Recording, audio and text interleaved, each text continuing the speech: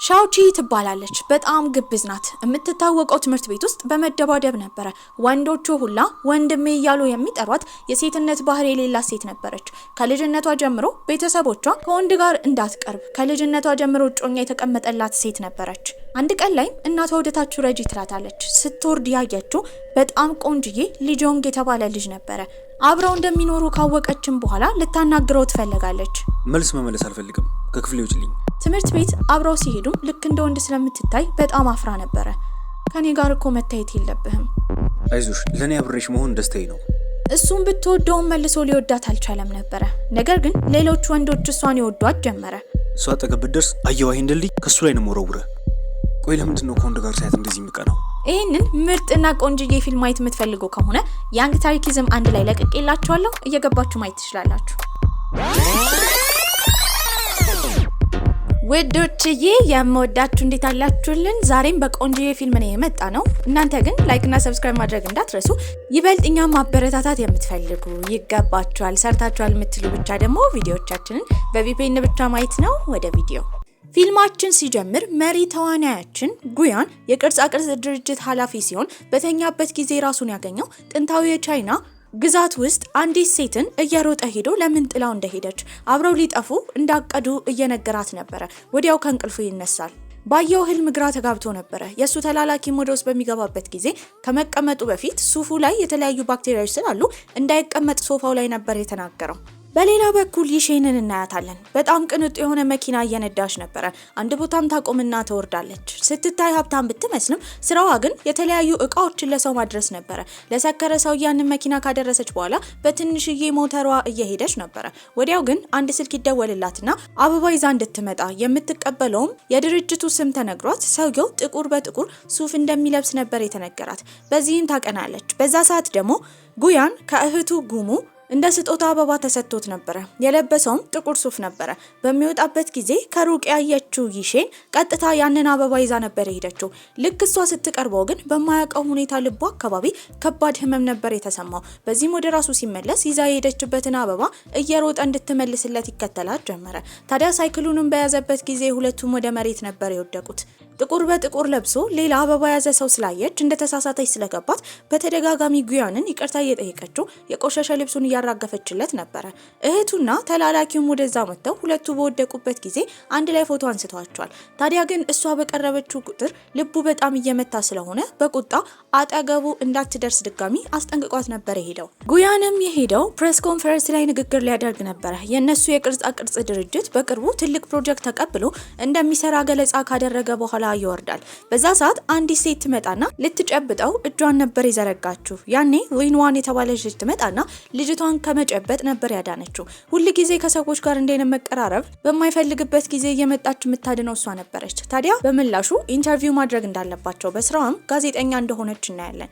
እሱ ግን መመለስ አልፈለገም። በተመሳሳይ ሁኔታ ደግሞ ይሼን አበባውን ተቀብላ አድርሺ የተባለችበት ቦታ ጉያን ያለበት ቦታ ነበረ። መንገድ ላይ እየተራመደች ልትወድቅ ስትል ግን እሱ ይይዛታል። ልክ እንዳያት ልቡ ይመታ ጀመረ። ታዲያ ፊቷ እነሱ ቤት ካለው በጣም ከሚከበረው አንድ የቅርጻ ቅርጽ ውጤት ጋር ፊቷ በጣም ይመሳሰል ነበር። ታዲያ እጁ አካባቢ ተቆርጦ ነበር። በዚህም የልብ ምቱ በሚጨምርበት ሰዓት እዛ ይጥላታል። ተላላኪው ሻው ከመጣ በኋላ የእጁን ቁስል አይቶ ቶሎ ወደ ሆስፒታል መሄድ እንዳለበት እየተናገረ ነው። እሷንም ስለ ጣላት ወደ መሬት ይሼን እየተቆጣችው ነበር። ታዲያ የጥፋተኝነት ስሜት ሲሰማትም ሆስፒታል የሚታከምበትን ገንዘብ እሷ እንደምትከፍል ብትናገርም ሻው ግን ዋጋውን ሲነግራት ሙሉ ህይወቷን ብትሰራ ያንን መክፈል እንደማትችል ነበር የተረዳችው። እሱም ተናዶ ከዛ ሊሄድ ሲል ግን ቆይ ምን አይነት ነገር ነው? ወንዶችን ከመውደድ ይልቅ ይበልጥ እንድጠላ ያደረገኝ ነው። በዛ ሰዓት ጉያን የሚያስታውሰው አያቱን ነበረ። አያቱ ሁሉ ጊዜ በተደጋጋሚ አግባ እያሉ ሲጠይቁት ስለነበረ ታዲያ ደግሞ አያቱ ትልቅ ቦታ የሚሰጡት ቤት ውስጥ ያለው ቅርጻ ቅርጽ እንዲሁም ከጀርባው ያለው ስዕል ቁርጥ ይሼንን ይመስል ነበር። ምናልባት ይሼን ከአያትየው ጋር ተመሳጥራ እሱን ለማጥመድ እየሞከረች እንደሆነ ነበር የተረዳው። ቅርጻ ቅርጹ ላይ ያለችው ሴት ስሟ ቺ ነበር። ታዲያ ቁርጥ ደግሞ ይሼንን ትመስላለች። ይሄ ነገር ግራ ስላጋባው እንዲያጣራ የሱን ተላላኪ ባይቢንን ነበር የላከው። ጉያንን በመቀጠል ሄደው ዶክተሩ ጋር ነበረ። ታዲያ በህልሙ ሁልጊዜ ከሚያያት ሴት ጋር ቁርጥ የምትመሳሰል ሴት እንዳገኘ፣ ታዲያ እቺ ሴት ደግሞ በዘር ሐረጋቸው ውስጥ ከረጅም ጊዜ በፊት ከነበረችው ሴት ጋር ራሱ እንደምትመሳሰል እየተናገረ ነው። በዚህም ዶክተሯ እሷን ከመራቅ ይልቅ ቢቀርባት ጥሩ እንደሆነ እየነገረችው ነበረ። በሌላ በኩል አያትየው ጋር የሄደው ሻው ነው። ታዲያ ከዚህ ቀደም እንዲያገባ አያትየው የመረጡለት ሴት ጋር ጉያን ስላልተስማማ እሱ ችግር እንደሌለው፣ አሁን ግን ከአንዲት ሴት ጋር በተደጋጋሚ እየተገጣጠመ እንደሆነ በመናገር ጉያንና ይሼን ወድቀው የነበረበት ሰዓት ሻው ፎቶ ስላነሳቸው ያንን ፎቶ ለአያትየው ያሳዩታል። አያትየውም ልክ እንዳዩት በጣም ነበር የደነገጡት። ሁለቱ አንድ ላይ እንዲሆኑ ማቀራረብ እንዳለባቸው ነበር የወሰኑት። ባይቢን የተባለው ተላላኪ በቤተሰቡ ዘንድ ትልቅ ታማኝነት ያለው ነበረ። በዚህም ቀጥታ ሄደው ይሼን ጋር ነው። ይና የተባለች የይሼን ጓደኛ የአበባ መሸጫ ቦታ ስላላት ከሷ ብዙ አበባ እንደሚፈልግ እየተናገረ ነው። በመቀጠል ደግሞ ሆን ብሎ ስልክ እያወራ እንደሆነ በማስመሰል ለድርጅታቸው ሹፌር እንደሚያስፈልግ እየተናገረ ነበረ። ይሼንም ገንዘብ በጣም ስለሚያስፈልጋት እሷ ሹፌር መሆን እንደምትፈልግ ትናገራለች። ቅንጡ መኪና ውስጥ ከገባች በኋላ አንድ ቀን ያንን መኪና ለራሷ እንደምትፈልገው እየተመኘች መኪና ውስጥ የገባው ግን ጉያን ነበረ። ከዚህ ቀደም አንዴም ሁለቴ ስላገኘችው እሷ ብትናደድም እሱ ግን ምንም አልመሰለውም። ምናልባት አያትየው ሁለቱን ለማቀራረብ የፈጠረው ነገር እንደሆነ ነበር ያሰበው። መኪናውንም ስትነዳ በሱ በጣም ስለተናደደች በፍጥነት ነበረ ስትነዳው የነበረው። ታዲያ የነሱ ፓርኪንግ ቦታ በገባችበት ጊዜ ቦታውን የሞሉት ቅንጡ መኪናዎች ነበሩ። በዚህም ትገረማለች። እንደ ድንገት ልትወድቅ ስትል ግን አሁንም የያዛት ጉያን ነበረ። በተመሳሳይ ሁኔታ ልቡን በጣም ያማው ጀመረ። እሱ ከዛ ቦታ ከሄደ በኋላ ግን በጣም ትደነግጣለች። ምክንያቱም መኪና ውስጥ የራሷን ሞተር ከታው ነበረ። በዚህም ቀጥታ እሱን በመከተል ነበር የገባችው። የቤቱ ጠባቂም ምን ፈልጋ እንደመጣች ነበር የጠየቃት። በዚህ ሰዓትም እሷ በጣም የዋህና ሩሩ እንደሆነች በተረዳ ጊዜ ቀጥታ ወደ ጉያን ክፍል እንድትገባ ነበረ መንገዱን ያሳያት። በዚህም እዛ ገብታ የመኪና ቁልፉን ልታነሳ ስትል ግን ጉያን ይመጣባታል። አልሰጥሽም ብሎ ያሰቃያት ጀመረ። ታዲያ ሁለቱንም እጆቹን ከሸፈነ በኋላ በየትኛው እጁ እንደያዘ ይጠይቃታል። ሁለቱም ላይ ፕላስተር ተደርጎ ነበረ። ቁልፉን ከወሰደች በኋላ ልትሄድ ስትል ጸጉሯን ነበረ የያዛት። በዛ ሰዓት የፈታው ጸጉሯ ብትን ሲል ልቡን በጣም ያማው ጀመረ። በቀጣይ ቀንም አያትየው ይሼንን ለማግኘት የይና አበባ መሸጫ መጥተው ነበረ። በሌላ በኩል ዶንግ የሚባል ሰውዬ ደግሞ ስለ ጉያን እያንዳንዱ እርምጃ እያጣራ ነው። ያን ቀን ማታም ጉያንና ይሼን በተገናኙበት ጊዜ ከዚህ በኋላ ሹፌሩ እንዳልሆነች አያትየው እሷን እንደቀጠሯት ብትሰራም ባትሰራም መከፈሏ እንደማይቀር በመናገር ጥላው ትሄዳለች። ታዲያ አያትየውም ይሼንን የምትመስለው ቺ የተባለችው በዘር ሐረጋቸው ያለችን ቆንጆዬ ሴት ስዕል እያየ ሲያስታውስ የነበረው በዘር ሐረጋቸው ውስጥ ሌላ ወንድ እንደነበረ፣ ታዲያ ያ ወንድ ደግሞ ቺ የተባለችውን ሴት እንደሚጠብቃት ቃል ገብቶ ነበረ። በዚህኛው ዓለም ድጋሚ የተፈጠረችው ይሼንን ደግሞ ለመጠበቅ የተሰጠው ጉያን ነበረ። ታዲያ ጉያን በመኪና እየሄደ እያለ ይሼንን መኪና ሊገጫት ነበረ። በዚህም እሱ ምንም ለራሱ ሳያመነታ መሀል ነበር የገባው። መኪናውም ይገጫል። እሷንም ደህና እንደሆነች ይጠይቃታል። ታዲያ ደህና ስለሆነችም ታመሰግነዋለች። በቀጣይ ቀንም ጓደኛዋ እነ ጉያን ቢሮ ብዙ አበባ እንድታመጣ፣ ነገር ግን አበባው አቀማመጡ በሜትር የተለካና የተስተካከለ መሆን እንዳለበት ተነግሯ ነበረ። ይህንን የሰማችው ይሺን ጉያን እብድ እንደሆነ ነበር ያሰበችው። ታዲያ አንዱንም አበባ እሱ ክፍል ለማስገባት በሄደችበት ጊዜ እዛ ሆኖ ልብስ እየቀየረ እንደሆነ አላስተዋለችም። ስታየውን መጮህ ጀመረች። እሱም እንዳትጮህ አፏን ነበር የያዛት። ቁጭ ብለው በሚያወሩበት ጊዜ እያስመሰለች ያለችው ነገር እንድታቆምና እሱን ለማማለል በአያትየው እንደተቀጠረች እየነገራት ነበረ።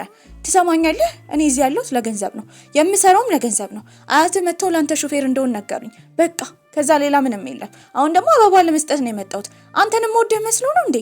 ከዛም ከወጣች በኋላ ከተላላኪው ጋር ስለተገናኘች አያትየው ይሄንን እድል ስለሰጧት አመስጋኝ እንደሆነች ነበር የተናገረችው። እሱም ይሄን በሰማበት ጊዜ እሱን ለማማለል ሳይሆን ስራ ለመስራት እንደመጣች ይረዳል። ጉያንም ቁጭ ብሎ ልክ እንደ ድሮ ቅርጻ ቅርጽ ለመስራት እየሞከረ ነበረ። ማሽኑን እንደያዘ ግን እጁ ይንቀጠቀጥ ጀመረ። ለብዙ ዘመናት ያክል አደጋ ከደረሰበት በኋላ እጁ መስራት አቁሞ ነበረ።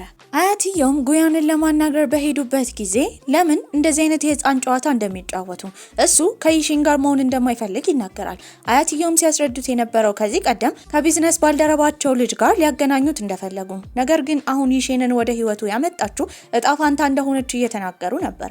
እስከዛሬ እሷን ስለተቆጣትም ጉያን የጥፋተኝነት ስሜት ይሰማዋል። በሌላ በኩል ባይቢን የተባለው የሱ ተላላኪ ይሼን ስራ ስላስቀጠራት እሱን ለማመስገን ለምግብ ጋብዛው ነበረ። ታዲያ ያዘዙትም አንድ ፒዛ ነው። እሱን ሊበሉ ሲሉ ግን ስልክ ይደወልለታል። ድርጅቱ ውስጥ ከባድ ችግር እንደተፈጠረ እየተነገረው ነበረ። ይህም ይሼንና ጉያን ጉያን እሷ ልትወድቅ ስትል ሲይዛት ፎቶ ተነስተው ድረገጽ ላይ ተለቀው ነበረ። በዚህም ላይ ይሼን በተደጋጋሚ ሰዎች መልእክት እየላኩላት ነበረ። ጋዜጠኞችም ሆነ ከዚህ ቀደም ብር ያበደሯት አሁን ከጉያን ጋር ግንኙነት ስላላት እንድትመልስ እየጠየቋት ነው። ይሄን ችግር ለመፍታትም ሁለቱ በድብቅ ይገናኛሉ። ታዲያ ይሄንን ወሬ ማስቆም የሚችሉት የሱ ተላላኪ እንደሆነች ከታወቀ ብቻ እንደሆነ እየነገራት ነበረ። በዚህም ሹፌሩ ለመሆን ተስማማለች። እዛም ያሉበት ናይት ክለብ ግን ጋዜጠኞች ስላገኟቸው ፎቶ ተነስተው ናይት ክለብ ታዩ የሚባል ዜና ወጥቶ ነበረ። በቀጣይ ቀንም ትልቅ ዝግጅት ላይ ሊሄድ ስለሆነ ለሷ ልብስ ለመምረጥ ወደ አንድ ቦታ ይዟት ይገባል። የመረጠችው ጥቁር ቀሚስ በጣም አምሮባት ነበረ። ወደ ዝግጅቱም ላይ ይሄዳሉ። ስትራመድም እግሯን በጣም እያመማት ነበረ። ታዲያ እሱም እጇን በእጁ ከያዘ በኋላ እሱን ተደግፋ መራመድ እንደምትችል ይነግራታል። እህቱ ጉሙ ደግሞ ሁለቱን አንድ ላይ ስታያቸው ቁርጥ እነሱ ቤት እንዳለችው ቅርጽ ትመስያለሽ ብላ ልትናገራት ስትል ጉያን ነበር ያስቆማት። በመቀጠል ደግሞ ዶንግ የሚባለው ሰውዬ ይመጣል። ዶንግና ጉያን በጣም ተቃራኒ ነበሩ። ነገር ግን ዶንግ የሚባለው ልጅ የጉያንን እህት ጉሙን ይወዳት ነበረ። ታዲያ በመቀጠልም አብረው እንዲጨፍሩ ለይሼን ጥያቄ ያቀርብላታል። ጉያን ጥያቄ ሲያቀርብላት እሺ ማለት ብትፈልግም መጨፈር ግን በጣም ትፈራ ነበረ። እንዴት እንደሚደነስ ቢያሳያትም በጣም ስለደነገጠች ግን ትታው ነበር የሄደችው። ጉያንም አሁን በቅርቡ ያለውን ትልቅ ፕሮጀክት እሱ ድርጅት ውስጥ መስራት ስለቻለ ካዘዘው ሰውዬ ጋር ቁጭ ብሎ እያወራ ነበረ። በሌላ በኩል ይሼን ከዛ ቦታ ከሄደች በኋላ ባይቢን ራት እንዲበሉ አንድ ቦታ ይዟት ሄዶ ነበረ። በመቀጠልም ጃኬቱን ያለብሳታል። ወደ ቤቷም ከሸኛት በኋላ ልትገባ ስትል ግን ከጀርባ የሆነ ሰው እንዳለ ተጠራጥራ ነበረ። በዚህም በእርግጫ ልትማታ ስትል እግሯን የያዘው ጉያን ነበረ። የጥፋተኝነት ስሜት ስለተሰማው ነበር የተከተላት። ዝግጅቱ ላይ ምግብ ስላልበላች ብዙ ምግብ አዞላት ነበረ። እሷ ግን ከባይቢን ጋር በልታ ነበረ። ይህን መናገር በጣም ፈርታለች። ታዲያ ይበቃሻል ብሎ እስካሰበ ድረስ እስክትበላ ቁጭ ብሎ እንደሚያያት ይነግራታል። በዚህም ሆዷ ተጨናንቆም ቢሆን ትበላለች። እሱ ከዛ ከወጣ በኋላ ግን በተደጋጋሚ ቺ የተባለችውን ሴት ቁርጥ እንደምትመስል እያሰበ ነበረ። በቀጣይ ቀንም ጉያን የሄደው ዶክተሩ ጋር ነበረ። በዚህም አሁን ከይሼን ጋር መቀራረብ እንደጀመረ የሱ ቤተሰቦች ለረጅም ጊዜ ሲጠብቋት የነበረችው ሴት ምናልባት እሷ እንደምትሆን፣ ታዲያ እሷ ከሆነች ደግሞ ቅርጻ ቅርጽ የመስራት አቅሙን መልሳ እንደምታመጣለት እየተናገረ ነበረ። በቀጣይ ቀንም እሷ ሹፌሩ ስለሆነች አሁን ወደ ተራራው አብረው እንዲወጡ ጥያቄ ያቀርብላታል። እሷ ግን እምቢ ነበር ያለችው። ከወጣች ግን በጣም ብዙ ብር እንደሚሰጣት ሲነግራት በብር ከሆነ ምንም ማድረግ እንደምትችል ትነግሯለች። አብረው እየወጡ እያለ ቦርሳውን የተሸከመችው እሷ ናት። እሱ ደግሞ ለቅርጻ ቅርጽ ይረዳው ዘንድ ድንጋይ እየመረጠ ነበረ። በዛ ሰዓት ግን ምናልባት እሱን ሁለቱንም ቦርሳ ብታስይዘው ምን ያህል እንደሚደክመው እያሰበች እየሳቀች ነበረ። መጥቶም ምን እያደረገች እንደሆነ ይጠይቃታል። ቦርሳውን እንድትሰጠውና እሱ እንደሚይዝ ይነግራታል። ጫፍ ተራራ ላይ ከደረሱ በኋላ ግን መሬት ላይ ትል አግኝታ ላዩ ላይ ነበር ያደረገችበት። ምንም ጉዳት የሌለው ቀልድ ቢመስላትም እሱ ግን ጽዳት ላይ ትኩረት ስለሚያደርግ ይንገዳገድ ጀመረ። እንዳይወድቅ ስትይዘው ሁለቱም ተንከባለው ወደታች ይወድቃሉ። ከወደቁ በኋላ ራሷን ስታ ነበረ። ራሷን ያገኘችው የማታውቀው ቦታ ነበር። በቅርብ ያገኘው ቤትም ይዟት ሄዶ ነበረ። እዛ ያሉ አዛውንትም እሱ ይዟት እንደመጣ እየነገሯት ነበረ። በመቀጠልም ለሻው ይደውልለታል። መጥቶ እንዲወስዳቸው ቢጠይቀውም ሻው ግን በዛ ሰዓት ይሼን ስለሌለች የይናን የአበባ ቦታ በማገዝ ስራ ስለተጠመደ እንደማይመጣ ይናገራል። በዚህም እነሱ ሴትየዋ ቤት መቆየት ነበረባቸው። እየበሉና እየጠጡ እሱ ስክር ይላል። በዚህም በህልሙ ሲያይ የነበረው ቺ የተባለችው ሴት ጋር ባህላዊ ልብስ ለብሰው ነበረ። ታዲያ ቁርጥ ይሼንን ትመስል ነበረ። በዚህም የጸጉር ጌጥ ይሰጣታል። እሷን ለመሳምም ቀርቧት ነበረ። በዛ ሰዓት ከእንቅልፉ ይነሳል።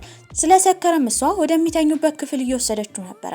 በስካር ስሜት ውስጥ ሆኖ በህልሙ ሊጨርሰው ያልቻለውን እሷን የመሳሙን ጉዞ አሁን ይሼንን በመሳም ነበር የገለጸው። በጣም ትደነግጥና ትገፈትረዋለች። በቀጣይ ቀንም ከተማውን እየተዟዟሩ እያዩ ነበረ። ታዲያ ለቅርጻ ቅርጽ የሚረዳውን ቆንጆ ጭቃ ያያል። ታዲያ ያንን ጭቃ መግዛት እንደሚፈልግ ቢናገርም ሰውየው ድርጅታቸው ሊዘጋ እንደሆነ ሲናገር እዛ ድርጅት ላይ ኢንቨስት ለማድረግና አብሯቸው መስራት እንደሚፈልግ ነበር የተናገረው። ያለውን ቅንነት ያየችው ይሼን ተገርማ ነበረ። ጭቃ ማብካት በሚጀምርበት ጊዜ ደግሞ እሷ አብራው ልታቦካ ትመጣለች። ልትወድቅ ስትል ግን እሱም ይንገዳገዳል። በዚህም ጭቃ ውስጥ ወድቆ ነበረ። ትላንትና ስለተፈጠረው ነገር ምንም አልነገረችውም። የሚያስታውሰው ነገር እንዳለ ጠይቋለች። እሱ ግን ምንም አላስታወሰም ነበረ። ይህን ነገር ያስታውሰው ቤት ከሄደ በኋላ መጸዳጃ ቤት ውስጥ ፊቱን ለመታጠብ ሲዘጋጅ ነበረ። በዚህም ባደረገው ነገር በጣም ያፍራል። በቀጣይ ቀንም የሚሰራውን ስራ ለማየት እሱ ጋር ነበር የሄደችው። ታዲያ አንድ ቅርጽ ሰርታ አሳየኝ ብትለውም ለመያዝ ሲሞክር እጁ ይንቀጣቀጥ ጀመረ።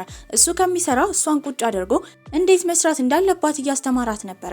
በዛ ሰዓት ግን እጁ በጣም ተፍታቶለት በጤነኛ መልኩ እየሰራለት ነበረ። ታዲያ በመቀጠልም ከጓደኛው ሻው ጋር ሲያወራ የነበረው አሁን እሷ እጁን የማዳን ኃይሉን ሁላ ስላላት ይሄንን ለማድረግ ከዚህ በኋላ ሁሌ አብራው መሆን እንዳለባት ሹፌር መሆኗ ብቻ በቂ እንዳልሆነ እየተነጋገሩ ነበር።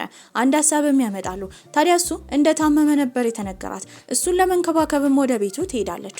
በዚህም ከባድ ትኩሳት ስላለበት ከተንከባከበች በኋላ ትንሽ ወደ ራሱ ሲመለስም የነገራት ቤት እንድትሆን ሻው ስለማይመቸው እሱ ቤት መታ መኖር እንድትጀምር ነበር የጠየቃት። ታዲያ በቀጣይ ቀንም አንድ ቦታ ታደርሰዋለች። ወደዚህ ተመልሳ ከመምጣቷ በፊት እቃዋን ሰብስባ ወደ ቤቱ እቃዋን እንድታስገባ እየነገራት ነበር። የምታገኘው ሴት በጣም ቀበጥ ነበረች። እሱን ለማማለል እየሞከረች ነው። ሻው ደግሞ መጠጥ ቤት ውስጥ በነበረበት ጊዜ ጉያን የሚያገኛትን ሴት ያልተገባ ፎቶ አግኝቶ ነበር። በዚህም በእርግጠኝነት ልታጠምደው እንደሆነ በመጠርጠርም ወዲያው ይሼንን ይዞ እነሱ ወዳረፉበት ሆቴል ነበር የሄደው። ይሼን ግን ምንም አልመሰላትም። ከሴት ጋር ጊዜ ማሳለፍ መብት እንዳለው ስለ ጉያን እየተናገረች ነበር። ታዲያ እዛ በደረሱበት ጊዜ ግን እሱን መድኃኒት አድርጋ አስክራው ወደ ሩም ወስዳው ነበር። ይሼንም ከኋላ ትመታታለች። ልጅቷም ራሷን ትስታለች። ሻውም ወዲያው የጠረጠረው ምናልባት ወጥመድ እንደተዘጋጀለት ነበር ለጉያን። ወዲያው ጉያን ልታማለለው የነበረችው ሴት የለበሰችውን ልብስ ይሼን ትለብሳለች። ጋዜጠኞችም ከዶንግ ጋር ነበር የመጡት። ታዲያ ዶንግም እነሱን አንድ ላይ ይዞ ጉያን ላይ ወሬ ለማስነሳት ቢሞክርም እዛ የነበረችው ይሼን ነበረች። ነገሩ ይከሽፈባቸዋል። ወደ ራሱ የተመለሰው ጉያንም ላደረገችለት ነገር ያመሰግናት ጀመረ። በዚህም እንደ ምስጋና ይሆን ዘንድ ብሎ ሊስማት ይጠጋታል። ወዲያው ግን የመጣና የረበሻቸው ሻው ነበረ። እሱ ቤትም ለመኖር በቀጣይ ጊዜ ቋን ይዛ ገብታ ነበረ። ሁለቱም ህግ አውጥተዋል። ታዲያ እሷም ያወጣችውን ህግ በስልኳ ቀርታ አስቀምጣው ነበረ። በተኛችበት ጊዜ ግን እሱ አንደኛውን ህግ ነበር የሰበረው። ከገባ በኋላ የቀዳቻቸውን ቮይሶች እንዳለ ያጠፋቸዋል። በሌላ በኩል ባይቢን የተባለው ልጅ ደግሞ ቺ የተባለችው ሴት የተቀረጸችው ቅርጽ ጋር ከሄደ በኋላ ይሼንን እንዳገኛት በቻለው መጠን እንዳለ እሷን እንደሚጠብቃትና ስለዘገየ ይቅርታ እየጠየቀ ነበረ። ጠዋትም ይሼን ተነስታ ካራቴ እየተለማመደች ነበረ። ታዲያ ለሱም ስትነግረው የነበረው ስልኳ ላይ ያለውን ቢያጠፋም ብዙ ኮፒ እንዳላት እየነገረችው ነበረ። ይሼንም ዛሬ ሹፌሩ እንደማትሆን ባይቢን መጥቶ ወደ ድርጅቱ እንዲያደርሰው ጓደኛዋ ይና ጋር ልትሄድ እንደሆነ ትናገራለች። ከጓደኛዋ ጋር እያወራች እያለ አንድ ወንድ ልጅ መጥቶ እየሮጠ ስሟን እየጠራ ያቅፋታል። ዩዋን ይባል ነበረ። ታናሽ ወንድሟ ነው። በሌላ በኩል ጉያን ደግሞ ስልክ ይደወልለታል። ስልክ በሚያወራበት ጊዜ እነሱ ድርጅት ውስጥ ያለው ትልቅ ጋርደን ውስጥ ቅርጻ ቅርጽ እንዲሰሩለት ታዲያ የሚፈልጉት ግን እሱ በራሱ እጅ እንዲሰራላቸው ብቻ እንደሆነ ነበር የተናገሩት። ያኔ እጁ ይንቀጠቀጥ ጀመረ። እሱን እያየ ግን ወዲያው እንደ እንቅልፍ ነገር ይወስደዋል። አንዲት ሴት እርዳኝ እያለች እየጮኸች ነበር የነቃው። ምናልባት ይሼን ትሆናለች ብሎ ስለፈራ በተደጋጋሚ ስልክ ሲደውልላት አታነሳም ነበረ። ያኔ ተላላኪውን እሷ ወዳለችበት ቦታ ነበር የላከው። ፎቶ ተነስቶ ወደሱ ሲላክለት ከወንድ ጋር ስለቆመች የሷ ወንድም እንደሆነ ስለማያውቅ በጣም ቀንቶ ነበረ። እስከ መጨረሻው ተላላኪዎቹ እሷን እንዲከታተሏት ነበር ያዘዙት። ታዲያ ዩዋንን ይዛ ወደ ቤቷ ልትወስደው ነበረ። እሷ ለጊዜው የምትቆየው ጉያን ጋር ስለሆነ እዛ መኖር እንደሚችል እየነገረችው ነው። እየተራመዱ ያለ ግን የሆነ ሰው እየተከተላቸው እንደሆነ ስለተረዳች ትዞራለች። በእርግጠኝነት የጉያን ሰዎች እንደሆኑ ስላወቀች ስልካቸውን እንዲያመጡ በመናገር ፎቶዎቹን አጥፍታ ነበረ። ቀጥታ እሱ ጋር ከሄደች በኋላ ለምን እየተከታተላት እንደሆነ ጠይቋለች። እሱም ሌላ ነገር አስቦ ሳይሆን ስለ ደህንነቷ እንደሆነ እየነገራት ነበረ። ስልኩን አምጣት ትግል ውስጥ ስላሉ ግን ሁለቱም ሶፋ ላይ ይወድቃሉ። እንደ አጋጣሚ ሆኖ ጉያን ይስማታል። ይህንን በበሩ እያጮለቀ ያየው ባይቢን በጣም ተናዶ ነበረ። ማታ ላይም የተፈጠረውን ነገር ከጓደኛዋ ጋር እያወራች ነበረ። በዚህም ጓደኛዋ በእርግጠኝነት ጉያን እንደሚወዳት ምልክቶቹ እንዳለ የፍቅር እንደሆነ እየነገረቻት ነበረ። ስለዚህ እያሰበች ደግሞ ይሼን ገላዋን እየታጠበች እያለ እንደ ድንገት ትወድቅና አንገቷን ይመታታል። አንገቷ አካባቢ ትጎዳለች። እሱም ወደ ሆስፒታል ነበር የወሰዳት። ታዲያ ወደ ቤት እንዲወስዳት ወንድሟ ዩዋን እንደሚንከባከባት ብትናገርም እምቢ ይላል። ከዛ ቀን ጀምሮ ጉያን በጣም ይንከባከባት ጀመረ። ከሷ ጋር በሚያሳልፍበት ጊዜ ደግሞ ፈገግታ ፊቱ ላይ ይታይ ነበረ። እሷም ኮስታራ ስለሆነ ትገረም ነበረ። አንገቷንም ሲሻላት የሄደችው ጓደኛዋ ጋር ነው። ከጓደኛዋ ጋርም ስታወራ የነበረው ከጉያን ጋር ያሳለፏቸውን ቀኖች ነበረ። በዚህም ይና ሁሉን ነገር ስለተረዳች በቅርቡ ጉያን ስሜቱን እንዲናገር እንደሚያስገድዱት እያወሩ ነበረ። በዚህም ጉያን ይመጣል። ወደ ሆስፒታልም ከወሰዳት በኋላ አንገቷ ደህና መሆኑን አሳክሟት ነበረ። ዶክተሩም አሁን ወደ ወትሮ ስራዋ መመለስ እንደምትችልና ደህና እንደሆነች ይናገራል። ወደ እሱ ቢሮ እየሄዱ እያለ ግን ባይቢን እራት እንዲበሉ ነበር የጠየቃት። እሷም እሺ ትላለች። ጉያን ግን ፍቃደኛ ስላልነበረ ብዙ ስራዎች ቢያዛትም እምቢ ብላ ትሄዳለች። እንዳይከተላት አስጠንቅቃው ነበረ። ወደ ቦታው ግን ምንም ሳያፍር የመጣው ጉያን ነበረ። በዚህም እሷ ስልክ ለማውራት በተነሳችበት ጊዜ ሁለቱ ወንዶች ሲያወሩ ባይቢን ሆን ብሎ ጉያን እንዲሰማው አሁን እጁ እንደሚንቀጠቀጥ ቅርጻ ቅርጽ መስራት እንደማይችል እየነገረው ነበረ። በዚህም የተነሳ ጉያን ተናዶ ከዛ ቦታ ይሄዳል። በድንገት መሄዱ ይሺን በጣም አስጨንቋት ነበረ። ቤት ስትፈልገው ታጣዋለች። ታዲያ የሄደችው ወደ መስሪያ ቤት ነበረ። ቢሮ ውስጥ ጨለማ ውስጥ ቁጭ ብሎ ነበረ። እያለቀሰም ሲነግራት የነበረው አደጋ ከተፈጠረበት ጊዜ ጀምሮ እጁ መስራት እንዳቆመ፣ በዚህም አሁን የቅርጻ ቅርጽ የሚወደውን ስራ ራሱ መስራት እንደማይችል እየነገራት ነው። ታዲያ እሷም ችግር እንደሌለው ታበረታታው ጀመረ። ከዛ ቦታ ይዛው ለመሄድ ብትሞክርም ግን በጣም ከባድ ነበረ። ሁለቱም መሬት ላይ ስለወደቁ እዛው ነበር ያደሩት። ታዲያ እሱም ከጓደኛው ሻው ጋር እያወራ ነበረ። በቅርቡ ያለውን ስራ እንደሚተው ሲናገር ስትሰማም ይሄ የተፈጠረበት በአደጋ ስለሆነ ስጦታ እንዲሰጣት እንደምትፈልግ ትነግሯለች። ምን እንደምትፈልግም ይጠይቃታል። እሷም ቅርጻ ቅርጽ እንዲሰራላት ነበር የጠየቀችው። በሰከረበት ጊዜ እውነታውን እንደተናገረ ስለተረዳ ከዚህ ነገር ራሷ እንድታገልላ እንደማያገባት ሲነግራት በዚህ አይነት ነገር ውስጥ ተስፋ መቁረጥ፣ ነገሩን መተው ምንም ለውጥ ህይወቱ ላይ እንደማያመጣለት እያሳወቀችው ነበረ። ተናዳ ልትሄድ ስትል ግን ስለ ጮኸባት የጥፋተኝነት ስሜት ስለተሰማው ያቅፋታል። ያልሽውን ሁሉ ነገር አደርጋለሁ፣ ግን እባክሽ እንዳትለይኝ። በቀጣይ ቀንም ይሺን ከጓደኛዋ ጋር ስታወራ ፊቷ ሲያበራ ጓደኛዋ አይታ ነበረ። ምን እንደተፈጠረም ትጠይቃታለች። ጉያን እኮ አቀፈኝ፣ ከዛም በኋላ እንዳትተኝ ካንቺ መራቅ አልፈልግም አለኝ። ነግሬሽ ነበር እኮ እንደሚወድሽ እኮ ያስታውቃል። በሌላ በኩል ዶንግ ደግሞ ወደ ድርጅቱ በሚሄድበት ጊዜ እናቱ የድርጅቱ ኃላፊ ነበረች። ሁሉ ጊዜ እሱን የምታነጻጽረው ከጉያን ጋር ነበረ። ታዲያ ድርጅታቸው ውስጥ ትልቅ ቦታ የሚሰጠው ደንበኛ እራሱ የሚሰራለትን የቅርጻ ቅርጽ ሐውልት ኃላፊነት የሰጠው ለጉያን ስለሆነ በሱ እንዳፈረችበት እየተናገረች ነበረ። ታዲያ በቀጣይ ቀንም የሹፌርነት ስራዋን ለመስራት እሱ ጋር በሄደችበት ጊዜ ግን ልቧ እየደነገጠ ነበረ። እሱም ከቀረበ በኋላ እንዳማረባት እየነገራት ልክ ሊስማት ሲል ግን ሻውና እህቱ ጉሙ ይመጣሉ። ጉሙም በመጨረሻ ወንድሟ ፍቅር ስለያዘው ደስ ብሏት ነበረ። ጉያንንም ካደረሱት በኋላ ይሼንና ጉሙ አንድ ላይ በመሆን ሾፒንግ ሊወጡ ነበረ። እንደ አጋጣሚ ሆኖ ግን የሆነ መኪና መጥቶ ፊት ለፊታቸው ይቆማል። በዛ ሰዓትም የተናደደችው ጉሙ እነሱን ለማናገር በወጣችበት ጊዜ ሁለቱ ወንዶች ያፍኗታል። ይህንን ያየችው ይሼን ደግሞ ትከተላቸው ጀመረ። እሷንም መኪና ውስጥ አስገድደው ከተዋት ነበረ። ራሷን ከመሳቷ በፊት ግን ለጉያን ደውላለታለች። እሱም በጣም ተጨንቆ ነበረ። ወዲያው ግን የጠረጠረው ምናልባት ይህንን ያደረገው ዶንግ ይሆናል ብሎ ነበረ። ዶንግም በሚጠየቅበት ጊዜ እሱን መጉዳት ቢፈልግ ይሼንን ብቻ እንደሚያግታት፣ ታዲያ ጉሙን እንደማያግታት እየተናገረ ነበረ። ሁለቱም ወንዶች አንድ ላይ በመሆን ሴቶቹን ይፈልጓቸው ጀመር። ጉሙም ራሷን ከሳተችበት በነቃችበት ጊዜ እዛ አንድ ቅርጻ ቅርጽ ታያለች። ያንን ቅርጽ ደግሞ የሰሩት የዶንግ ቤተሰቦች ነበሩ። የነሱ እጅ እንዳለበት እርግጠኛ ነበረች። ታዲያ ይሼንም አንድ ሀሳብ እንደመጣላት በመናገር በሩን እየደበደበች ጉሙ እንደታመመች እየተናገረች ነበረ።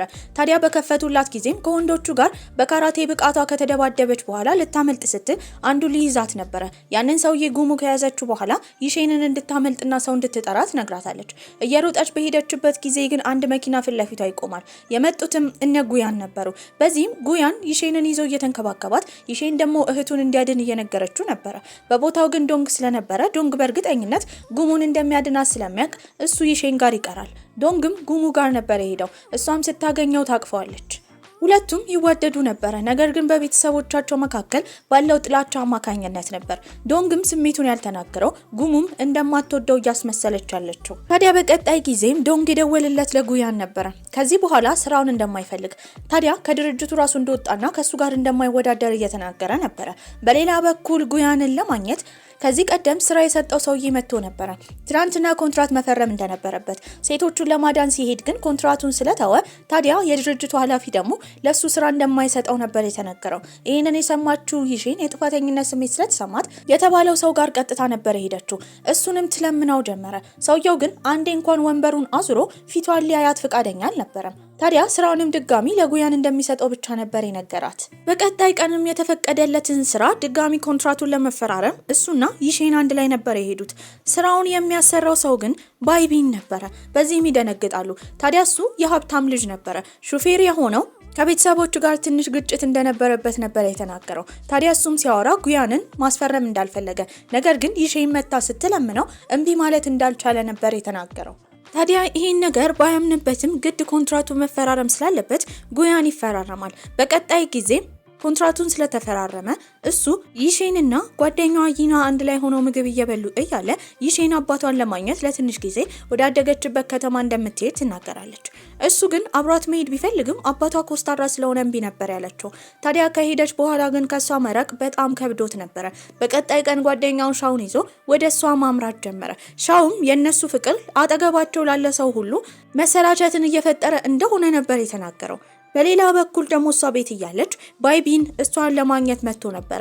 በመቀጠልም በር ይንኳኳል። ስትከፍት ደግሞ ጉያን ነበር የመጣው። ሁለቱ ወንዶች ሲተያዩ በጣም ተናደው ነበረ። በመቀጠልም አባትየው ይመጣል። አባትየው ጉያንን ሲያዩ በጣም ተናደው ነበረ። ከዚህ ቀደም እሱና ልጁ አንድ ላይ ሆኖ ፎቶ ተለቆባቸው ስለሆነ ልጁን ባልተገባ መልኩ የሚፈልግ ጉያን አባትየው መስሎት ነበረ። ጉያንም አባትየውን በተፈጠረው ነገር ይቅርታ ይጠይቋል። ታዲያ በመቀጠልም ሻው ስለ ጉያን ቆንጆ ነገሮችን ያወራ ጀመረ። በቀጣይ ሰዓትም ጉያን ብቻውን ቁጭ ብሎ እያሰበ ነበረ። ይሼንም ትቀርበውና ምን እንደተፈጠረ ትጠይቋለች።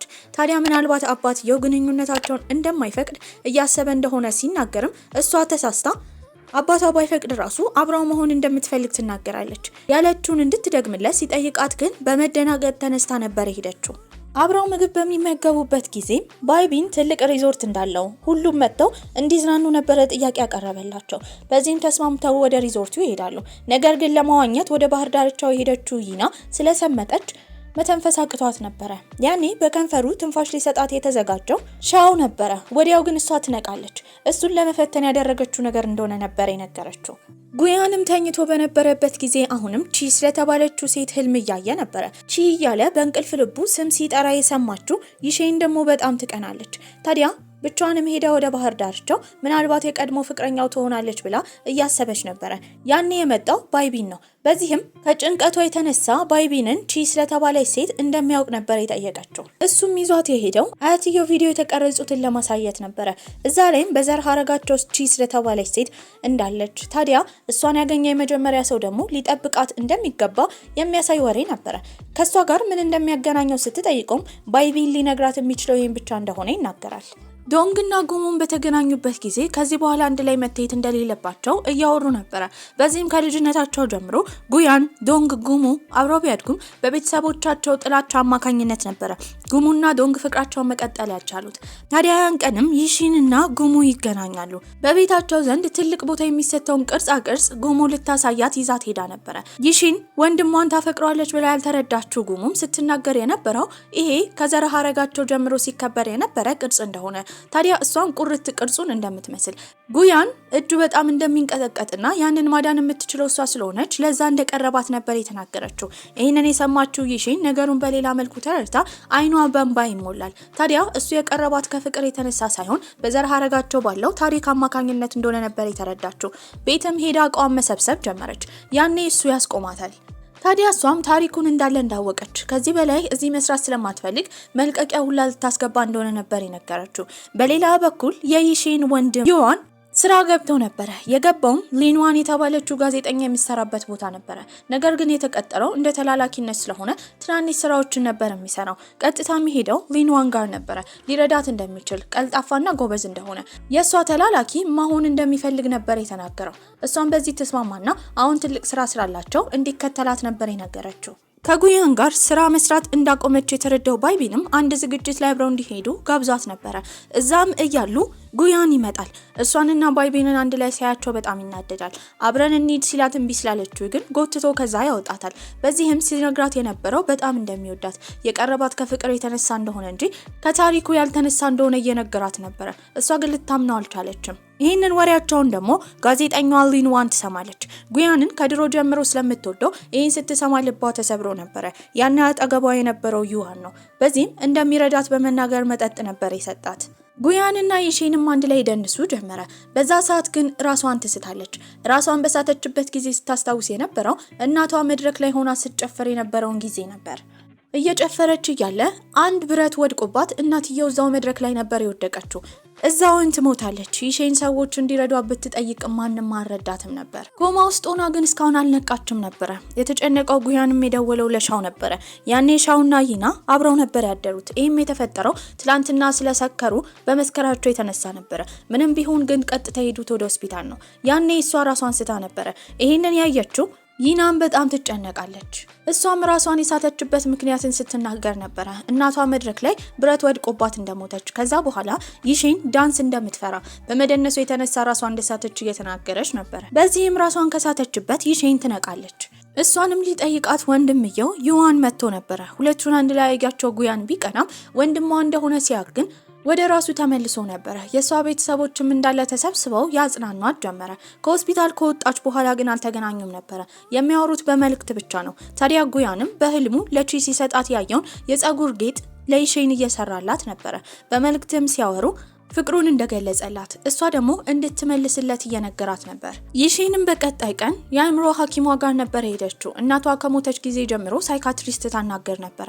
በተመሳሳይ ሁኔታ የጉያንም ሳይካትሪስት ያቺው ዶክተር ነበረች። በዚህም ተገርመዋል። ታዲያ ሁለቱ እያወሩ ያለ ዶክተሯ ከዛ ወጥታ ስለነበረ ሊንዋን ደግሞ እነሱን እየተከታተለቻቸው ስለነበረ የዶክተሯ ላፕቶፕ ውስጥ በመግባት ጉያን እስከዛሬ ያለውን ሪከርድ ኮፒ አድርጋ ነበር የወጣችው። በመቀጠልም ይሺን ያገኘችው ባይቢንን ነበረ። እንደ ጓደኛዋ እንደምታየው ከዚህ በኋላ እነሱ አብረው መሆን እንደማይችሉ ነበር የነገረችው። ጉያንም ይሺንን ይዞ የሄደው ወደ ቅርጻ ቅርጽ ቦታው ነበረ።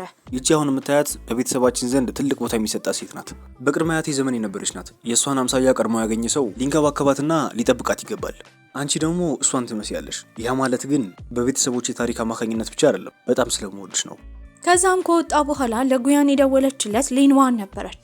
ከሆስፒታል የሰረቀችውን መረጃ በመያዝም ታዲያ ድረገጽ ላይ እንደምትለቀው፣ እሱ በሽተኛ እንደሆነ ከታወቀ ደግሞ ስራው እንዳለ እንደሚበላሽበት፣ ይሄ እንዳይደረግ ከፈለገ ከይሺን ጋር ተለያይቶ ከሷ ጋር መሆን እንዳለበት እየነገረችው ነበረ። እሱ ግን እምቢ ነበር ያለው። እንደማይፈልጋት የሚወዳት የሚያፈቅራት ይሺንን እንደሆነ ሲናገርም ከዚህ በኋላ አጠገቡ እንደማደርስ በመናገር ተናዳ ትወጣለች። ውጪም ከወጣች በኋላ ማልቀስ ጀመረች። ያኔ ዩንዋን ማህረብ ይሰጣታል። ናይት ክለብ እንዲወስዳትና መጠጣት እንደምትፈልግም ትናገራለች። እዛ በሄደችበት ጊዜ ግን በሰከረ መንፈስ ስታወራ የነበረው ጉያን እጁ እየተንቀጠቀጠ መስራት እንደማይችል ነበረ። አንድ ጋዜጠኛም ይሰማታል። ስለምታወራው ነገር በደንብ እንድትነግረው እየጠየቃት ነበረ። ያኔ ግን እሷ ጉያንን መቼም እንደማትከዳው በመናገር ለጋዜጠኛው ምንም ሚስጥር አላወጣችም ነበረ። በስካር ውስጥ ሆና ግን በጣም ስትቀራረብ የነበረው ከዩዋን ጋር ነበረ። እሱ ደግሞ በ6 ዓመት ስለሚያንሳት ወደ ራሷ መመለስ እንደምትፈልግና እንዲወጣ ነበር ነገራችሁ። ይሺንም አሁንም ያለችው አባቷ ቤት ነበረ።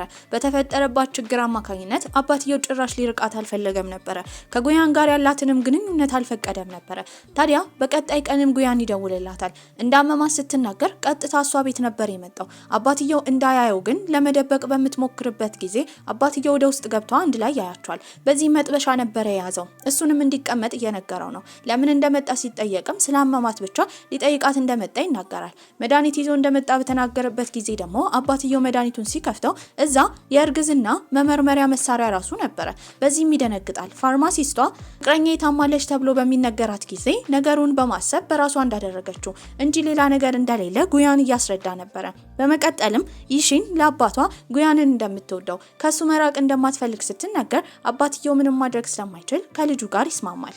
ታዲያ ሊንዋንም ዩዋንን ትጠራውና ማታ በእነሱ መካከል ናይት ክለብ ውስጥ የተፈጠረው ነገር ለማንም እንዳይናገር ካልሆነ ስራው እንደሚበላሽ እየነገረችው ነበረ። በሌላ በኩል ደግሞ ይሺን አባቷ እንዲጠነቀቁና ሁለቱ ፍቅራቸው እንዲጸና ከባረካቸው በኋላ ወደሚኖርበት ከተማ ሄዶ ነበረ። ሁለቱም አብሮ የማሳለፍ ጊዜ አግኝተዋል። ታዲያ ዩንዋንም የደወለው ለጉያን ነው። በዚህም እሱን ፎቶ እንዲያነሳው፣ ይሄ ደግሞ ለስራው እንደሚጠቅመው እየተናገረ ነው። ለሱ እህት ይሺን ሲልም የማይወደው ጉያን ይስማማል። ፎቶ ለመነሳት በሄደበት ጊዜ ግን እዛ ዜና ወጥቶ ነበረ። ታዲያ እጁን እንደሚያመውና ቅርጽ መስራት እንደማይችል የሚያሳይ ዜና ነበረ። በእርግጠኝነት ያደረገችው ሊንዋን እንደሆነች በመጠርጠርም ጉያን ሄዶ ሲያናግራት እንደዚህ አይነት ነገር እንዳላደረገች ናይት ክለብ ውስጥ ስላጋጠማት ጋዜጠኛም እየተናገረች ነበረ። ነገሮችንም ለማጣራት ቃለመጠይቅ ባይፈልግም ከሷ ጋር ቃለመጠይቅ አድርጎ ቲቪ ላይ ቀርቦ ነበረ። ጉያንና ይሺንም እየተዝናኑ ያለ እንዳጋጣሚ የተገናኙት ከጉሙ ጋርና ከዶንግ ጋር ነበረ። ሁለቱ ወንዶች ሲተያዩ በጣም ይናደዳሉ። ጉሙና ዶንግ በመጨረሻ አንድ ላይ ለመሆን ወስነው ነበረ። ሁለቱ ወንዶች ስለሚጣሉ ግን በቅርቡ ትልቅ ውድድር እንዳለ ከወር በኋላ እንደሆነና ያንን አንዳቸው እንደሚያሸንፉ እየተናገሩ እየተፎካከሩ ነበረ። ሴቶቹም ወንዶቹ ሲፎካከሩ ዝም ነበር ያሉት። ታዲያ በቀጣይ ቀንም የጉሙ ጓደኛ የሆነች ሴት ጉያንን ለማግኘት ትመጣለች። በጉሙ አማካኝነት ከጉያንና ከሻው ጋር ተቀራርባ ነበረ። የከበረ ድንጋይ የሚሸጥ ሰው እንደምታውቅና እሱን ደግሞ ከጉያን ጋር እንደምታገናኘው እየተናገረች ነው። ሁለቱን ለማገናኘት በሄደችበት ጊዜ ጉያን የመጣው ከፍቅረኛው ይሼን ጋር ነበረ።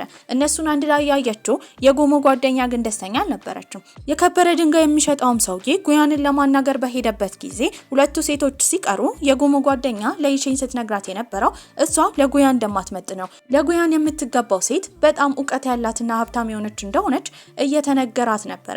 ይህንን የሰማችው ይሼን ምንም አልመሰላትም። ይኸውልሽ እሱ ቢፈልግ ኖሮ ከነሱ ሴቶች ጋር ይሆን ነበረ፣ ነገር ግን እኔን ይፈልገው፣ ለዛ ነው ከኔ ጋር ያለው። ቤትም ከገባች በኋላ ግን ልጅቷ በተናገረቻት ነገር በጣም አዝና ነበረ። እሱም ይጠይቃታል። ስትነግረውም በፍቅር አይን እያያት የሚወደው እሷን ብቻ እንደሆነ ነበር የነገራት። በሌላ በኩል የዶንግ እናት ደግሞ እነ ጉያንን ለመጉዳት እያሰበች ነበረ። በቀጣይ ቀንም ከጉሙ ጓደኛ ጋር ድጋሚ ተገናኝተው ነበረ። ታዲያ የጉሙ ጓደኛና ጉያን ስለ ከበረ ድንጋዮች በደንብ ሲያወሩ የሰማችው ይሼን ስለዚህ ነገር ምንም እውቀት ስለሌላት ለመጀመሪያ ጊዜ የበታችነት ስሜት ይሰማታል። መጸዳጃ ቤት በሄደችበት ጊዜ ደግሞ የጉሙ ጓደኛ ነበር ተከተለቻት። የወደደሽ ያህል ባይሰማሽ ጥሩ ነው፣ ምክንያቱም ልክ ስትደክሚ ይተውሻል።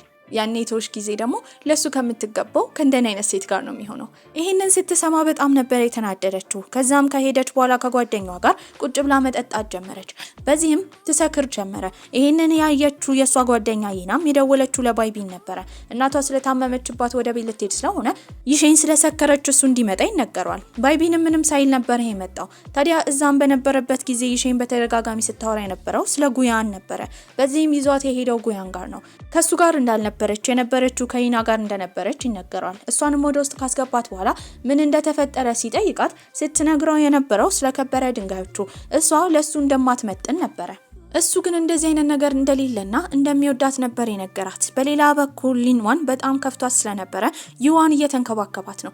እንደሚወዳትም ይነግራታል። ስለ ጉያንም እንድትረሳ እየመከራት ነበረ። እሷ ግን በመካከላቸው 6 ዓመት ልዩነት ስላለ እምቢ ነበር ያለችው። እሱ ምንም እንደማይመስለው ቢነግራትም እሷ ግን ችግር እንደሚያመጣባት ትናገራለች። ይናና ይሺንም ከተገናኙ በኋላ ይና የአበባ ሽያጯን በደንብ ማስተካከል እንዳለባት እየተናገረች ነበረ። በዚህ ይሼን ሀሳብ ታመጣለች። ወንድሟ በጣም ቆንጆ ስለሆነ እሱን እዛ ለማስመጣትና እንዲሸጥ ለማድረግ አስባ ነበረ። እሱ ከሴት ጋር ሲያወራና መጣው ሲል የሰማችው ሊንዋን ደግሞ በጣም ትቀናና ትከተለዋለች። እሱና ይሼን ሲተቃቀፉ በምታይበት ጊዜ እሷ የመረጠችውን ወንድ እንዳለ ይሼን እየተከተለች እየቀማቻት እንደሆነ ሊንዋን ነበር ያሰበችው። ከሩቅም ሆና እያየቻቸው ጉዋን ወደዛ በሚሄድበት ጊዜ አይቷት ነበረ። በዚህም ገብቶ ለዩዋን ሊንዋን ውጭ ሆና ሁሉን ነገር እያየች እንደሆነ ነበር የነገረው። ነገሩን ባልተገባ መልኩ እንዳትረዳው እሷን ተከትሎ ቤት ድረስ ቢሄድም ልታናግረው አልፈለገችም ነበረ። በቀጣይ ቀን መስሪያ ቤት ውስጥ ለመጽሔት የሚሆነው ወንድ ፎቶ ለመነሳት ቢቀጠርም ሞዴሉ አልመጣም ነበረ። ታዲያ ዩዋን ቆንጆ ስለሆነ እሱን እንዲተካ ይነገረዋል። እሱና ሴት ሞዴሉ አብረው ፎቶ በሚነሱበት ጊዜ አንድ ላይ ያየቻቸው ሊንዋን ትቀናለች። ወደ ቢሮም ነበር ሄደችው። ያኔ ዩዋን ይከተላታል። ይሼን እህቱ እንደሆነች በመናገር የተወለደበትን ሰርተፍኬት ነበረ ያሳያት። በዚህም በመጨረሻ ሁለቱ ፍቅረኛሞች ይሆናሉ። ትልቅ ዝግጅት ተዘጋጅቶ ነበረ። እዛ የይሼን ጓደኛ ይና ነበረች። ታዲያ ሻውም አብረው እንዲሆኑ የፍቅር ጥያቄ ቢያቀርብላትን ፍቃደኛ አልነበረችም። በሌላ በኩል ይሼን ጉሙን ስታገኛት ጉያን የት እንደሆነ ትጠይቃታለች። ታዲያ እሱም ክፍሉ እንደሆነ ነበር የነገረቻት። በሌላ በኩል ጉሙ ደግሞ የሷን ክፍል አሳምራ ዶንግን እየጠበቀችው ነበረ። በአጋጣሚ ከሚገናኙና ፍቅራቸው የሚስጥር ከሚሆን አብረው እንዲሆኑ ስትጠይቀው እሷ አብረው ከሆነች እናትየው ልትጎዳት እንደምትችል እሷን ለመጠበቅ ይህን ማድረግ እንደማይችል ይናገራል። በሌላ በኩል ይሼን ደግሞ ጉያን ጋር እየሄደች እያለ የጉሙ ጓደኛ እያለቀሰች እየሮጠች እየወጣች ነበረ። ወደ ውስጥ በመገባበት ጊዜ ጉያን ልብሱን እየለባበሰ ነበረ። በእርግጠኝነት በመካከላቸው የሆነ ነገር ተፈጥሯል ብላ ስላሰበች ትጮህበት ጀመረ። እየሮጠችም ትወጣለች። ታዲያ ዋና ገንዳው ጋር በነበረችበት ጊዜ ግን የሆነ ሰው መጥቶ ከኋላ ነበር የገፈተራት። እሷን ለማስረዳት ሲከተል የነበረው ጉያንም ከውሃው ያወጣታል። ከማመስገን ይልቅ ግን እንዳትጠጋኝ ብላ ነበር የነገረችው። አረጋግቶም ወደ ሆቴል ክፍሉ ነበር የወሰዳት። ታዲያ የጉሙ ጓደኛ እሱን ለማናገር እንደመጣች እንደምትወደው እንደነገረችው፣ ነገር ግን እሷን እንደማይወዳትና ይሼንን እንደሚወዳት ሲናገር እያለቀሰች እንደወጣች፣ በዛ ሰዓት ከእሷ ጋር እንደተገጣጠመች ነበር የነገራት። ታዲያ በቀጣይ ቀንም ጉያን ቅርጹን ለማየት ሄዶ ነበረ። ያኔ ይሼን ትመጣለች። ታዲያ ምን እያደረገ እንደሆነ ስትጠይቀው ልክ እንደ ቅድመ አያቱ ቅርጹን በደንብ አይቶ ቅርጽ የማውጣት ፍላጎቱ እንዲመጣ እንደሆነ ይነግራታል። በዚህም እሷ የሚያነሳሳው ነገር ከሷ መምጣት እንዳለበት ስለወሰነችም ዳንስ ለመለማመድ ነበር ያሰበችው። ታዲያ በድብቅ እየሄደች ዳንስ መለማመድ ጀመረች። በቅርቡ ግን እየራቀችው እንደሆነ የተረዳው ጉያንም እሷን ለመከተል ነበር ያሰበው። ታዲያ ከአንድ ወንድ ጋር እየጨፈረች በሚያይበት ጊዜ ይቀናል። ይህን ሁሉ ያደረገችው ግን ለሱ እንደሆነ በሚረዳበት ጊዜ በጣም ነበር ደስ ያለው። ሊንዋን እና ዩዋን አንድ ላይ እንደሆኑ የሆነ ሰው ፎቶ አንስቷቸው የመስሪያ ቤት ድረገጻቸው ላይ ስለተለቀቀ ወሬ እየተወራባቸው ነበረ። ዩዋን ግን ከዚህ በኋላ ግንኙነታቸው በድብቅ እንዲሆን እንደማይፈልግ ታዲያ አንድ ላይ እንደሆኑ እንደሚናገሩ እየተናገረ ነበረ። በሌላ በኩል ይሼንን እያለማመዳት ያለው ዳንሰኛም እነሱ የዳንስ መድረክ ላይ ኢንቨስት የሚያደርግ ሰው እንደጠፋ በዚህም ቡድናቸው ሊበተን እንደሆነ እየተናገረ ነበረ። ይህንን የሰማው ጉያንም ኢንቨስት ለማድረግ ይስማማል። የዶንግ እናትም አሁንም ጉያንን ለማጉዳት እቅድ እያወጣች ነበረ። ይህንን ያወቀው ዶንግ ግን ጉያንንም ሆነ ጉሙን የምትጎዳ ከሆነ እናቱ ብትሆን ራሱ እንደማይምራትና እንደሚያስቆማት ነበር ያስጠነቀቃት። በሌላ በኩል ይሼን የተለማመደችውን ዳንስ መድረክ ላይ የምታቀርብበት ቀን ደርሶ ነበረ። ያኔ ሻው ይመጣል። ሊያናግር የፈለገው የሷን ጓደኛ ይናን ነበረ። አሁንም አብረን እንኑም ብሎ ቢጠይቃት አልተስማማችም ነበረ። በዚህም ይሼን መድረክ ላይ ወጣ እየደነሰች እያለ የሆነ ነገር ሊደርስባት እንደሆነ የተረዳው ጉያንም ከላይ ልክ እንደ እናቷ ብረት ወድቆ ሊመታት ነበረ። በሷ ፋንታ የተመታው ጉያን ነበረ። በዚህም እሱ ከባድ ኮማ ውስጥ ገብቶ ነበረ። ዶንግም የጠረጠረው እናቱን ነበረ። ታዲያ እሱ በጠየቃት አማካኝነት ጉያንንም ሆነ ጉሙን ለመጉዳት እንዳልፈለገች የፈለገችው ጉያን የሚወደውን ሰው አጥቶ ሲጨነቅና ሲሰቃ ማየት ስለፈለገች ብቻ ይሼንን ለመጉዳት እንዳሰበች ነበር እናትየው የተናገረችው። በሌላ በኩል ጉያንም ካለበት ከባድ ኮማ ይነቃል። በነቃበት ጊዜ ግን ለአጭር ጊዜ የነበረውን ህይወቱን እንደማያስታውስ ነበር ዶክተሩ የተናገረው። በዚህም ይሼንም ሙሉ ለሙሉ ረስቷት ነበረ። ከዛ ቀን ጀምሮ እንዲያስታውሳት የቻለችውን ነገር እያደረገች ነው። በሄደበት ቦታ ሁሉ ትከተለው ነበረ። እሱ ግን ጭራሽ እንደማያውቃት ነበረ የሚሆነው። የጉያን አያትም ልጁን የጎዳችበት የዶንግ እናት እንደሆነች በተረዳበት ጊዜ ቀጥታ ሄዶ እሷ ጋር ነበረ ወንጀሏን እንደሚያጋልጥ ካልሆነ ግን ከልጆቹ እንድትርቅ ያስጠነቅቃታል። ዶንግም እናቱ እነሱን ለመጉዳት እየሞከረች እንደሆነ በተረዳበት ጊዜ ከጉሙ ርቆ ነበረ። ነገር ግን ጉሙ እሱ ጋር ትመጣና አብሯት እንዲሆን ትለምነው ጀመረ። በመጨረሻም ሁለቱ አንድ ላይ ይሆናሉ። ይሼን አሁን ጉያን እያስታወሳት እንዳልሆነ የተረዳው ባይቢንም ባለው አጋጣሚ እሷን ለመቅረብ እየሞከረ ነበረ። በዚህም ሲነግራት የነበረው እሱ ጉያንና ይሼን ድጋሚ እንደተፈጠሩ። ታዲያ ይሼን ሁሉ ጊዜ ችግር ውስጥ በምትገባበት ጊዜ ጉያን የሆነ ስሜት እንደሚሰማው በዚህም በዘር ሀረጋቸው አማካኝነት እንደ መልአክ የምትመለከው ቺ የተባለችውን ሴት የዘር ግንድ ወይም እሷ ድጋሚ ስትፈጠር ያገኛት ሰው እሷን ካደጋ መጠበቅ እንዳለበት እሷን የመጠበቅ ግዴታ እንዳለባቸው እየነገራት ነበረ። እንደተለመደው ጉያን ጋር ሄዳ እንዲያስታውሳት ብዙ ነገሮች እያደረገች ነበረ። በቀጣይ ቀንም ድጋሚ ከባይቢን ጋር ይገናኛሉ። አሁንም የፍቅር ጥያቄ ያቀርብላታል። እሷ ግን መሆን የምትፈልገው ከጉያን ጋር እንደሆነ ነበር የተናገረችው። ጉያን ምንም ያህል እሷን ቢረሳትም ነገር ግን የሆነ ነገር ወደ እሷ ይስበው ነበረ። በዚህም የተፈጠረውን ነገር እንዲያስታውስ በማሰብም ሻው ይዞት የሄደው አደጋው ወደ ተፈጠረበት መድረክ ነበረ። እዛ እንደደረሰን ወዲያው ትውስታዎቹ ይመለስ ጀመረ።